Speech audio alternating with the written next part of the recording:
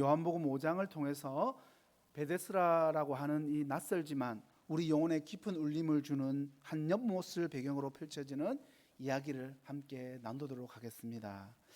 먼저 오늘 본문을 보시면 그 후에라는 말로 시작을 하죠. 그러니까 앞에 있었던 것, 이 사장과 무슨 연결이 되는갑다 이렇게 생각할 수 있는데, 사장에 있었던 이 가브나움 왕의 신하의 아들을 직접 가보지도 않고 예수님께서 말씀만으로 치유하신 그 기적 사건 바로 뒤에 일어난 사건으로 볼 수도 있는데, 사실은 여러분 그렇지가 않아요.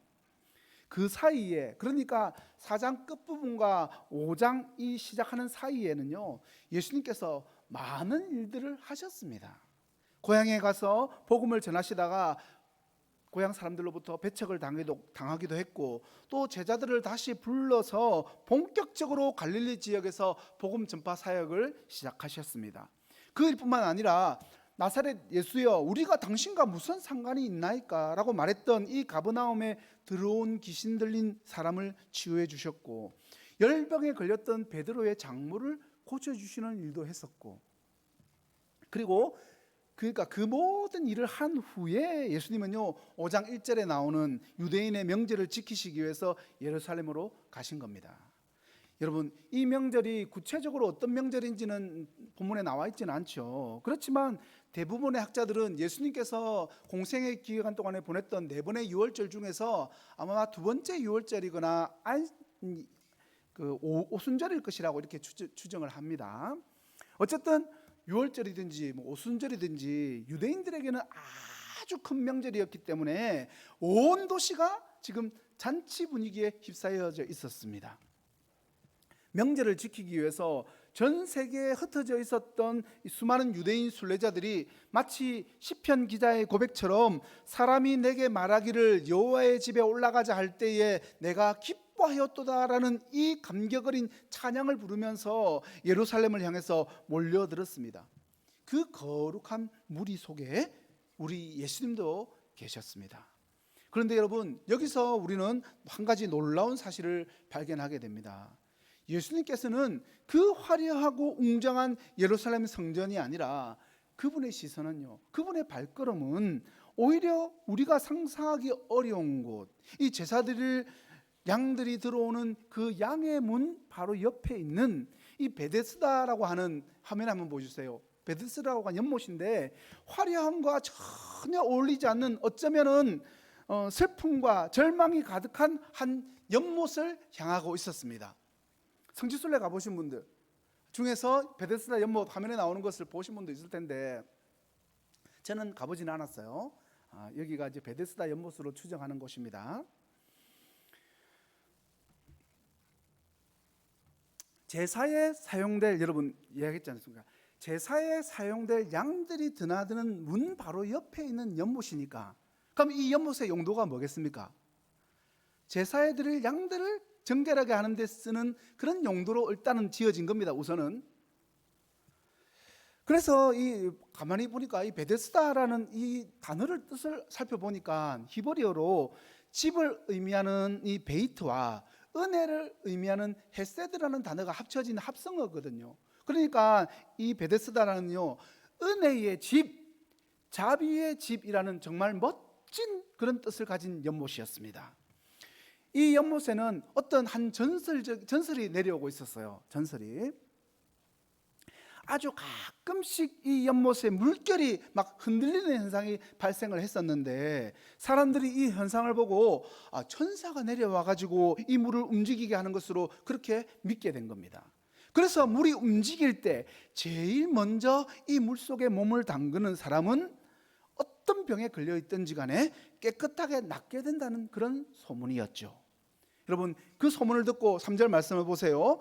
그 당시 사회적 통념과 율법의 잣대에 의해서 하나님으로부터 버림받았다고 여겨지는 성전 출입조차 금지되어 있었던 수많은 병자들, 명인, 그러니까 눈먼 사람들, 다리 저는 사람들, 그리고 혈기 마른 사람들이 마치 이사야 선지자가 단식하면서 부르짖었던 것처럼 헐벗은 산에서 강물이 터져 나오기를, 메마른 땅에서 샘물이 솟아나기를 간절히 기다리면서 이 바싹바싹 타들어가는 목마름으로 그 연못가에 누워 있었던 겁니다.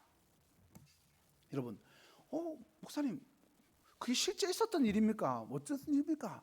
뭐 이렇게 궁금하잖아요. 왜 이런 소문이 났을까? 궁금해서 학자들이 연구를 해봤어요. 이 연구를 해봤더니 이 베데스다 연못은요, 간헐천이었을 가능성이 매우 높다고 합니다. 화면에 한번 보여주세요. 간헐천이 뭔지는 대부분 아시겠지만 화면에 한번 나오는데, 지하의 깊은 곳에서 지각 변동이나 가스 분출, 수증기가 이 압력에 의해서 물이 튀어오르는 현상이지 않습니까? 지금 저기는 물이 엄청나게 높이 튀어오르지만 조금 튀어오르면 물이 막 이렇게 흔들리는 것처럼 보일 수도 있지 않겠습니까? 그죠? 이 가끔 수면 위로 물이 솟구쳐 오를 때 그 자연 현상이 일어나는 것을 보고, 그 당시에는 과학적 지식이 부족한 때니까, 또 그리고 온천 같은 물에는 여러분 어떤 약간의 치유 성분이 있지 않습니까? 거기.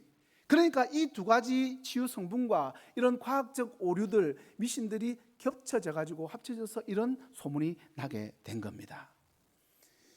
그런데 여러분, 이렇게 이제 질병으로 고통받고 있었던 사람들이 그렇게 간절하게 붙잡고 있었던 이 베데스다 연못이었지만, 자비의 집, 은혜의 집이라고 하는 멋진 이름과 전혀 어울리지 않는 그런 곳이었습니다. 아니 목사님, 한 명이라도 치유받으면 그거 자비고 은혜 아닙니까? 라고 생각할 수 있는데, 여러분 가만히 한번 생각해 봅시다. 병자를 치료해 준다고 하니까 은혜, 자비가 있네, 그렇게 생각할 수 있는데, 이 연못에 대한 소문을 한번 우리가 다시 한번 생각해 봅시다. 이 소문에 따르면 은혜와 자비로 치료를 받을 수 있는 사람은 누굽니까? 제일 빠르게 1등으로 그 물에 들어가는 사람 한 명뿐인 겁니다. 아니 여기 뭐 올림픽입니까 여러분? 이 연못가에 모여 있는 사람들이 어떤 사람들입니까? 맹인, 앞을 볼 수가 없어요. 다리 저는 사람들, 이 혈기 많은 사람은 아마 중풍병 걸린 사람일 겁니다. 몸이 멀쩡한 사람은 없어요. 그런데 이런 사람들 보고 달리기 1등 하면 치료받을 수 있다는 헛된 소망을 품게 만들었어요. 여러분, 이게 얼마나 잔인한 일입니까? 여러분, 은혜와 자비는요, 말 그대로 하나님이 우리를 긍휼히 여기셔서 거저 주시는 겁니다. 우리를 긍휼히 여기시고 불쌍히 여기셔서 주님께서 믿음이라는 통로를 통해서 거저 주시는 거지, 주일날 제일 먼저 1등으로 예배당에 들어온다고 해서 얻을 수 있는 게 아니지 않습니까? 여러분, 이 연못에서 2등은요 아무 소용이 없습니다. 1등만 구원해 주는 그런 경쟁의 연못. 여러분, 이 얼마나 안타까운 일입니까? 은혜의 집, 자비의 집이라는 그 거룩한 이름이 무색하게도 이 연못은 가장 비참한 자들이 모여서 서로 경쟁하고 남을 짓밟고 그렇게 일어서야만 겨우 한 사람만이 나올 수 있을지도 모르는 불확실한, 잔인하고 치열한 약육 강식의 그 법칙만이 지배하는 정글과도 같은 곳입니다. 그렇게 변질이 돼버린 거죠. 어떤 개그맨이 했던 유행어가 떠오르기도 합니다. 1등만 기억하는 더러운 세상. 아마도 당시 유대인들이 갖고 있었던 자신들만이 하나님의 선택받은 그런 1등 선민이고, 율법을 하나도 더 잘 지켜야지만 구원을 얻을 수 있다는 그들의 그 율법주의적인 구원관, 그 구원론이 바로 그들이 가진 그것들을 통해서 이 연못, 베데스다 연못을 이름은 은혜의 집, 뭐 긍휼의 집이라고 붙여놓고서는 실제로는 치열한 경쟁과 남을 짓밟아야만 내가 치료받을 수 있는, 그런 구원을 받을 수 있는 그런 공간으로, 철저히 세상적인 공간으로 그 사람들이 변질시켜 놓았을 겁니다. 그런데 여러분, 이 슬프고도 안타까운 이야기가 과거 그 당시 이스라엘 어느 한 연못 주변에서만 일어난 이야기가 아닙니다. 이 이야기가 더 슬프고 더 안타깝고 더 잔인하게 여겨지는 것은 오늘날 우리들에게도 전혀 이 낯선 이야기가 아니라는 게 문제입니다. 여러분, 세상을 한번 보세요. 여전히 세상은 돈과 명예와 성공이라는 연못으로 1등으로 달려가기 위해서 서로 경쟁하면서 누군가를 짓밟고서라도 일어서기 위해서 발버둥을 치고 있지 않습니까? 솔직히 여러분의 자녀를 1등으로 그 연못 대학에 데려다 줄 과외 선생님이나 학원을 찾아보지 않은 분이 있습니까? 연못은 세상이고 이 38년 된 병자는 바로 저와 여러분일 수도 있다는 사실을 깨닫고 인정하라고 오늘 말씀을 주신 겁니다. 이제 우리는 시선을 그 절망의 웅덩이 한가운데로 옮겨보겠습니다. 그곳에는요, 무려 38년 동안이나 기나긴 시간, 그 시간 자신의 힘으로는 그 어떤 희망의 빛도 볼 수 없었던 어떤 한 병자가 누워 있었습니다. 어떤 병인지는 잘 모르겠어요. 그러나 움직일 수 없는 사람이었을 것입니다. 이 3년 8개월이 아닙니다, 여러분. 38년입니다. 여러분, 근데 38년 좀 익숙한 숫자죠. 이것은요, 이스라엘 백성들이 그토록 꿈에 그리던 약속의 땅, 젖과 꿀이 흐르는 가나안 땅을 눈앞에 두고도 불신과 원망과 우상 숭배로 인해서 38년이라는 긴 세월을 광야에서 정처 없이 헤맸던 그 고통과 좌절의 시간이, 그 시간을 상징하는 겁니다. 이 병자 역시 그 38년 동안이라는 오랜 고통의 시간을 고스란히 자신의 삶 속에 새겨넣은 채 베데스다 연못가에 머물렀지만 스스로의 힘으로는 움직일 수조차 없었습니다. 천사가 물을 움직일 때 1등으로 들어가면 낫는다는 소문을 쫓았지만 그는 늘 다른 사람들에게 밀려서 기회를 놓쳐버렸습니다. 사랑하는 성도 여러분, 혹시 우리의 믿음이 이 38년 된 무기력한 병자와 같이 영적으로 무기력하고 병들어 있지는 않습니까? 에이, 목사님, 제 믿음은 그런 믿음 아닙니다 라고 대답하시고 싶은 분이 있을 수 있습니다. 그런데 여러분, 제가 지금 하는 이야기 세 가지를 한번 잘 들어보세요. 첫 번째는요, 익숙함이라는 깊은 잠에 빠진 믿음입니다. 처음에 우리 예수님을 만났을 때 그 뜨거웠던 첫사랑의 그 열정과 가슴 벅찬 감격과 세상을 다 가진 듯한 그 기쁨이 어느새 사라져버리고 이제는요, 습관처럼 드리는 예배, 의무감으로 채우는 봉사, 마치 껍데기만 남은 앙상한 겨울나무처럼 생명력을 잃어버린 채 익숙함이라는 깊은 잠에 빠져서 영혼의 소리에 무감각해져 있지는 않습니까? 마치 38년 된 병자처럼 변화를 갈망하면서도 그 익숙한 절망의 자리에서 좀처럼 벗어나지 못하고 스스로를 그 자리에 묶어두는 그런 믿음이 혹시 우리의 믿음은 아닙니까? 두 번째 또 믿음이 있습니다. 경쟁이라는 헛된 우상에 빠진 믿음입니다. 여러분, 이 세상은요, 끊임없이 우리들에게 더 빨리, 더 높이, 더 많이를 외치면서 경쟁에서 이겨야만 살아남을 수 있다라고, 남보다 더 높은 곳에 올라서야 하고 남보다 더 많은 것을 소유해야만 비로소 가치 있는 그런 존재가 될 수 있다고 우리를 세뇌시키고 있죠. 어느새 우리도 세뇌되었을지 모릅니다. 베데스다 연못가의 병자들처럼 우리 역시 그 헛된 우상을 쫓아서 끊임없이 남과 비교하면서 불안해하고 때로는요, 남을 짓밟고 올라서려고 발버둥을 치면서 서로에게 상처를 주고 그렇게 살아가고 있지는 않습니까? 이 38년 된 병자가 그토록 물에 들어가기를 갈망했지만 결국 그 경쟁에서 밀려날 수밖에 없었던 것처럼 우리 또한 이 헛된 경쟁 속에서 참된 만족과 평안을 결코 누릴 수가 없는 겁니다. 이런 경쟁을 펼치면. 세 번째가 있습니다. 스스로를 불쌍히 여길 힘조차 없는 무기력한 믿음입니다.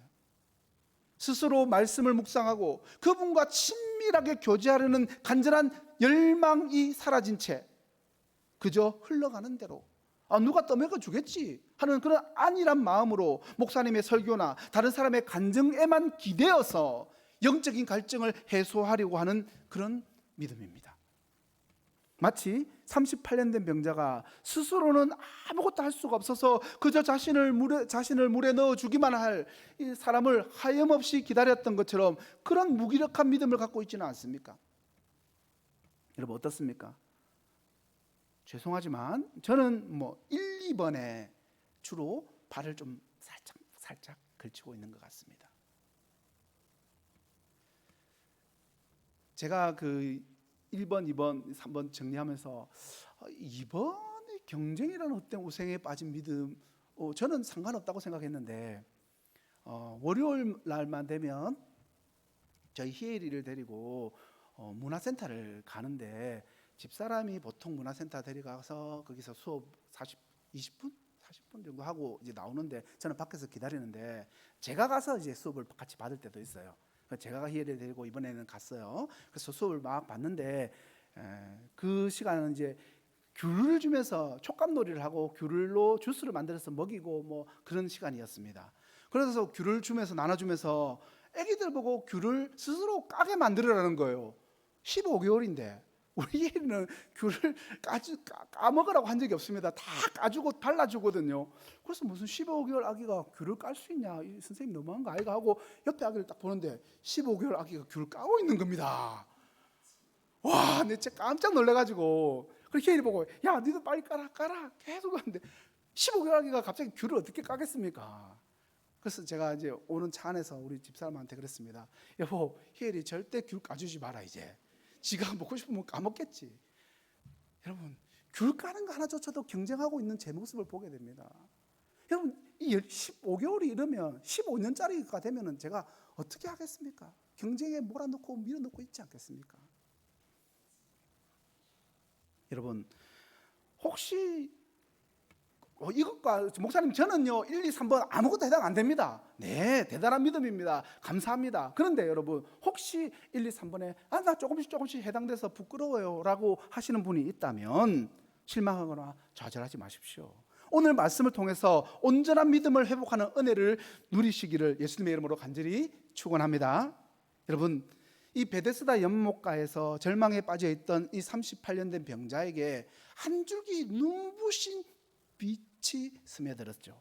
수많은 병자들 가운데 그 누구도 주목하지 않았던, 아니 어쩌면 그 자신조차도 스스로를 포기해버렸을지도 모르는 이 38년 동안이나 고통 속에 신음하던 그에게 놀랍게도 우리 주님 예수 그리스도께서 친히 발걸음을 옮기셨습니다. 그 앞에서 멈추신 거죠. 사랑하는 성도 여러분, 왜 예수님께서는요 그 많은 병자들 중에 하필 그 사람에게 먼저 다가가셨을까요? 주님은 모든 사람을 고쳐주시지 않았습니다. 왜 하필 이 사람입니까? 여러분, 이 질문은요 바로 저와 여러분의 질문이기도 합니다. 주님, 왜 접니까? 왜 나입니까? 우리 중에 그 어떤 누구라도, 그 어떤 훌륭한 신학자라도, 바울이라고 할지라도 이것은요 완벽하게 설명할 수가 없습니다. 그래서 우리는 그저 이렇게 고백할 수밖에 없는 겁니다. 왜 그토록 오랜 시간 주님을 알지 못한 채 죄와 허물과 상처와 아픔으로 가득했던 우리를 택하시고 부르셔서 이 거룩한 자리에 앉아서 생명의 말씀을 듣고 예배를 드리게 하셨을까? 여러분, 우리가 교회 밖에 있는 그들보다 나았습니까? 아니면 우리가 그들보다 더 의롭기 때문입니까? 우리가 그들보다 더 하나님을 간절히 찾았기 때문입니까? 그것도 아니면 1등으로 예배당에 달려왔기 때문입니까? 모든 것이 아니죠. 결코 아닙니다. 우리가 구원받은 것, 우리가 이 자리에 앉아 있는 것은요 전적인 하나님의 은혜임을 고백합니다. 우리를 긍휼히 여기시고 불쌍히 여기시는 하나님의 헤아릴 수 없는 그 크신 사랑과 값없이 베푸시는 주권적인 은혜, 그 놀라운 사랑 때문입니다. 그래서 우리는요 오직 우리 주님의 은혜와 사랑에 그저 감사하면서 하나님께 그 영광을 돌릴 수 있을 뿐입니다. 여러분에게는 그 감격이 있습니까? 주님이 그 많은 병자들 중에서 이 사람 38년 된 병자 이 사람만을 고쳐주셨습니다. 주님은 그가 누워있는 것을 보셨습니다. 다른 사람도 누워있었을 텐데 주님은 그를 보셨습니다. 저와 여러분이 깨달아야 하는 것이 바로 이 사실입니다. 그 주님이 저와 여러분을 보셨다는 겁니다. 이것이 감사하고 감격할 일입니다. 주님이 그 많은 사람들 중에서 31년 된 병자인 저를 그 당시에 보셨기 때문에 제가 오늘 이 자리에 여기에 있는 겁니다. 주님이 여러분 한 분 한 분을 보셨기 때문에 여러분 또한 여기에 있는 거죠. 주님이 보셨다는 것은요 이미 주님께서 우리의 무력함과 우리의 가난함과 우리의 모든 처지를 다 아셨다는 겁니다. 주님께서 이 병자를 보시고 병이 벌써 오래인 줄을 아셨던 것처럼 말입니다. 이제 절망의 늪에 빠져서 스스로 포기한 듯 모든 것을 체념한 듯 그렇게 누워있는 그를 보신 주님께서 너무나도 부드러운 음성으로 그러나 그의 영혼을 꿰뚫는 듯한 예리한 질문을 그에게 던지십니다. 네가 낫고자 하느냐? 여러분은 이 질문이 어떻게 들리십니까? 이 질문은요, 단순히 내가 지금 네가 지금 앓고 있는 그 병에서 낫고 싶으냐라는 육체적인 질병의 치유에 대한 그 의지만을 묻는 그런 가벼운 질문이 아닙니다, 여러분. 이 질문은요, 38년이라는 긴 시간 동안 그를 옭아매고 있었던 절망과 체념과 무기력함과 그리고 죄책감과 수치감과 그 모든 굴레를 벗어나서 진정으로 새로운 삶, 빛과 소망으로 가득 찬 삶, 하나님의 생명으로 충만한 그런 삶을 살기를 간절히 원하느냐라는 예수님의 그 간절한, 그리고 너무나도 사랑이 가득 담긴 초대의 음성인 겁니다. 사랑하는 성도 여러분, 오늘 이 시간 주님은요, 동일한 질문으로 우리의 영혼을 두드리고 계십니다. 사랑하는 아들아, 사랑하는 내 딸아, 네가 정말로 낫기를 원하느냐? 네가 정말로 변화되기를 원하느냐? 익숙함이라는 깊은 잠에 빠져 있는 믿음, 경쟁이라는 헛된 우상에 빠진 믿음, 스스로를 불쌍히 여길 힘조차 없는 무기력한 그 믿음에서 네가 정말로 그 굳어진 죄의 습관과 절망과 슬픔의 늪에서 벗어나서 빛과 소망으로 가득 찬 새로운 삶, 나와 함께 동행하는 그 기쁨과 평안이 넘치는 삶을 살고 싶느냐? 여러분, 이 38년 된 병자는요, 예수님의 이 질문에 주님, 물이 움직일 때 저를 못에 넣어주는 사람이 없어서 내가 가는 동안에 다른 사람이 먼저 내려가나이다 라고 자신의 처지를 하소연했습니다. 여러분, 이 말 속에는 38년 동안 겪었을 그의 좌절과 체념과 그리고 깊은 슬픔이 묻어나고 있습니다. 그러나 예수님께서는요, 그의 나약한 하소연과 체념 섞인 그 푸념에도 사실은 이런 주저리 말할 게 없지 않습니까? 네, 낫고 싶어요, 빨리 낫게 해주세요 라고 해야 되는데 그런 말을 한 거 아니에요. 최소한의 자존심을 굽히지도 않는 겁니다. 주님을 만났으면서도 그냥 저 물에 넣어주기만 하면 돼요, 빨리빨리 좀 넣어주시긴 하세요, 그런 식으로 지금 말하고 있는 투입니다. 그런데 이런 말투에도 불구하고 그 안에 있는 주님은 한 줄기 희망의 빛을 보신 겁니다. 그리고 그를 향해서 단호하지만 그의 영혼을 이렇게 세우는 한없는 사랑과 긍휼이 가득 담긴 그 음성으로 명령을 내리십니다. 일어나서 네 자리를 들고 걸어가라. 여러분은 이 말씀, 이 명령을 어떻게 생각하십니까? 이 말씀은요, 그냥 단순한 명령이 아닙니다. 이 말씀은 38년이라는 긴 세월 동안 그를 짓누르던 그 절망의 사슬을 단번에 끊어버리고 멈춰버렸던 그의 삶에 다시 생명의 불꽃을, 소망의 빛을, 기적의 씨앗을 심는 창조주 하나님의 권능이 담긴 우주를 울리는 거대한 선포인 겁니다. 예수님의 말씀이 선포되는 바로 그 순간, 이 38년 동안 굳어있던 병자의 몸에 놀라운 변화가 일어났습니다. 마른 하늘에 단비가 내리듯이, 앙상한 나뭇가지에 새순이 돋아나듯이, 죽은 듯이 잠들어 있던 그의 세포 하나하나가 생명의 기운으로 꿈틀거리기 시작했습니다. 그는 즉시 나음을 얻었고 그를 옮아가매었던 질병의 굴레에서 벗어나서 완전히 자유롭게 되었습니다. 그리고 그 증거로 자신이 누워 있었던 그 자리를 들고 당당하게 기쁨에 찬 발걸음으로 그 절망의 늪을 박차고 걸어 나갔습니다. 여기서 우리는 할렐루야를 외칠 수 있어야 합니다. 사랑하는 성도 여러분, 예수님의 말씀은요, 이렇게 놀라운 능력이 있는 겁니다. 그분의 말씀은 죽은 나사로를 무덤에서 불러내셨고 앞을 보지 못하던 맹인의 눈을 뜨게 하셨으며 거센 풍랑도 잠잠케 하시는 천지를 창조하신 그 권능이, 그 생명의 힘이 지금도 동일하게 살아 역사하고 있습니다. 그 말씀은요, 우리의 굳어진 마음을 녹이고 묶여 있었던 죄의 사슬을 끊어버리고 절망에 갇힌 우리의 삶을 자유롭게 하는 놀라운 능력이 있다는 사실을 믿으시기 바랍니다. 말씀을 맺겠습니다. 오늘 우리는 이 베데스다라는 연못에서 벌어진 놀라운 기적, 그 이면에 담긴 더 크고 놀라운 하나님의 은혜를 발견했습니다. 이 38년 동안 절망의 늪에 빠져 있었던 그 병자에게 먼저 다가가신 예수님의 그 사랑, 그것이 바로 은혜라고 우리가 이름 부르는 겁니다. 그 병자가 한 것이라고는요, 예수님의 질문에 자신의 그 절망적인 상황을 하소연한 것뿐입니다. 그는요, 예수님께 자신을 고쳐달라고 애원하지도 않았습니다. 그저 물이 움직일 때 나를 못에 넣어주는 사람이 없어서 내가 가는 동안에 다른 사람이 먼저 내려가나이다 라고 자신의 그 무력함을 토로했을 뿐입니다. 그런데 놀랍게도 예수님께서는요, 그 병자의 연약함을 꾸짖지 않으셨습니다. 오히려 그를 긍휼히 여기시고 일어나서 네 자리를 들고 걸어가라는 능력의 말씀을 선포하셨습니다.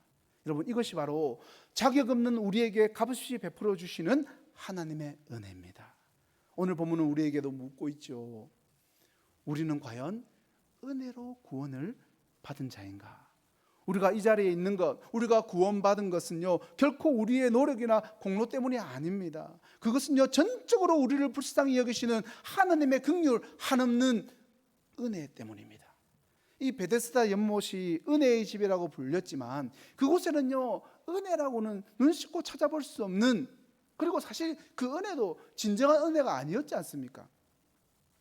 경쟁에서 이긴 자, 힘 있는 자에게만 주어지는 헛된 신기로와 같은 그런 은혜였습니다. 그러나 예수님께서는요, 그 누구도 주목하지 않았던 38년 된 절망 속에서 누워 있었던 그 병자에게 먼저 다가가셨습니다. 그리고 그에게 값없이, 조건 없이 은혜를 베풀어 주셨습니다. 사랑하는 성도 여러분, 우리가 섬기는 하나님이 바로 그런 분이십니다. 우리의 연약함을 아시고 우리의 상처를 아시고 우리의 절망을 아십니다. 그리고 그 모든 것을 아시면서 우리에게 먼저 다가오셔서 네가 낫고자 하느냐라고 물으시면서 우리를 그 절망의 늪에서 건져주시는 분이십니다. 여러분, 이 사실을 믿으십니까? 예, 다 아멘 하실 줄로 믿습니다. 그렇다면 더 이상 과거의 절망과 그 과거의 실패에 갇혀서 38년 된 병자의 자리에 머물러 있지 마시기 바랍니다. 아멘 하셨으니까 38년 된 병자의 그 자리에서 일어나시기 바랍니다. 더 이상 남들과 비교하면서 불안해하고 억지로 자신을 포장하면서 그렇게 애쓸 필요가 없다는 거죠. 여러분은요, 이미 하나님의 눈에 세상 그 무엇과도 비교할 수 없는 보배롭고 존귀한 존재입니다. 십자가의 생명을 내어주신 예수 그리스도의 크고 놀라운 사랑이 바로 여러분의 가치를 영원히 증명해 주는 겁니다. 사랑하는 성도 여러분, 오늘 바로 이 시간 이 자리에서 일어나십시오. 일어나 이 자리로 들고 걸어가라 라고 말씀하신 예수님의 이 명령은 단순한 외침이 아니죠. 바로 여러분 안에 살아 역사하시는 부활하신 예수 그리스도의 무한한 능력의 말씀입니다. 그 말씀을 믿음으로 붙잡는 순간 이 38년 동안 굳어있던 여러분의 삶에 놀라운 변화와 치유의 회복의 역사가, 메마른 땅에 생수의 강물이 터져 솟아나는 기적이 여러분의 눈앞에, 여러분의 삶 가운데 펼쳐지게 될 것입니다. 참된 우리의 구원자, 치유자, 생명수가 되시는 예수님만을 붙잡으심으로 이 베데스다의 진정한 은혜를 온전히 누리는 저와 여러분 되시기를 예수님의 이름으로 간절히 축원합니다.